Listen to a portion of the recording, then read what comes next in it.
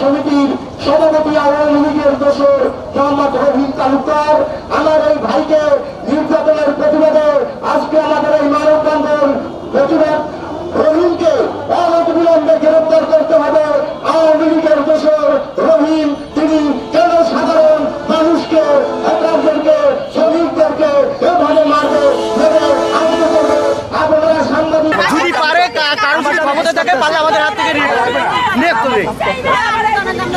বলেন এইটা দেশের কি নিয়ম? আমরা রাস্তাঘাটে চলতে পারবো না? আমরা নিম্ন লোক আমরা চলতে পারবো না? বলে এরা তো বলে মানুষের নিয়ে এই লোকটাদের নিয়ে যে মাইটে মারছে তার আওয়ামী লীগ করছে, আওয়ামী লীগ করে এখন বিএনপির সাথে লিউজি দিয়ে এখন বিএনপির লোকদের উপরই অত্যাচার করে। একজন এই সালামকে ডাকিয়ে নিয়ে তারা মানে উপর চুপুরি মারছে, তাকে রড দিয়ে পিটানো হয়েছে, তার হাত ভাঙে দেওয়া হয়েছে।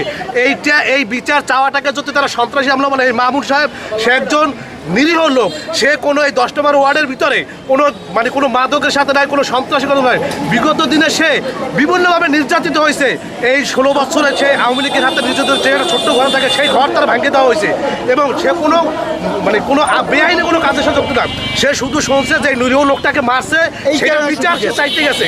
এই জন্য আজকে তার কিছু কুচুকরি মহল তার বিরুদ্ধে নামছে, সে বিএনপি করে। এই কারণে আমরা এর সুষ্ঠু তদন্ত চাই যে নিরীহ মামুন বিএনপি করা কি আমাদের অপরাধ থাকে?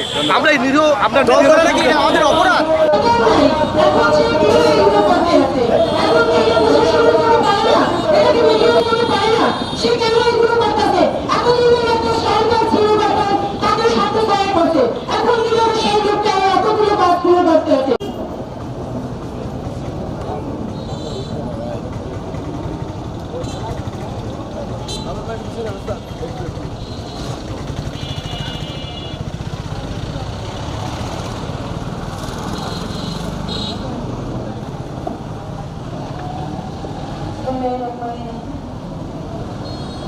এই সন্ত্রাসী চাঁদাবাজি রহিম যে বিগত আওয়ামী লীগ সরকারে আমরাও সে চাঁদাবাজি করতে, আওয়ামী লীগের সন্ত্রাসের থেকেই সে এই কাজগুলো করতে এবং গরিব দুঃখী মানুষের উপরে